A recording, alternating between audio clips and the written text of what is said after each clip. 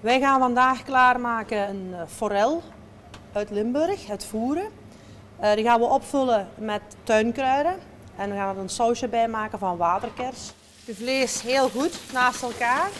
Het is een speciale lesdag voor de leerlingen van de Hasselt Hotelschool. Vandaag moeten ze een menu klaarmaken met alleen echte Limburgse streekproducten. Dus wij gaan dat vandaag klaarmaken met die Achelse blauwe. Dat is een streekproduct. Dus dat is de kaas. Jullie mogen daar ook van mij zelfs een stukje van proeven. Het is te gek om je producten in een ander land of over de zeeën te gaan halen als je ze gewoon om de hoek uit de tuin kunt plukken, bij wijze van spreken. Het lijkt voor mij normaler. En toch is het voor deze leerlingen soms een echte ontdekking.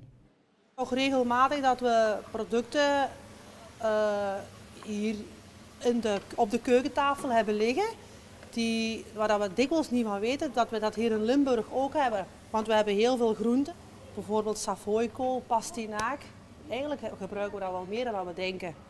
De gerechten gaan vlot de keuken uit en de gasten zijn enthousiast. Hoe verser uw product is, hoe beter dat we ons product krijgen. En dan terzelfde tijd ondersteunen wij onze eigen tewerkstelling. En tegenwoordig in een periode van recessie en zo zijn dat zeker dingen die we niet mogen vergeten. De provincie start nu een campagne om de streekproducten onder de aandacht te brengen.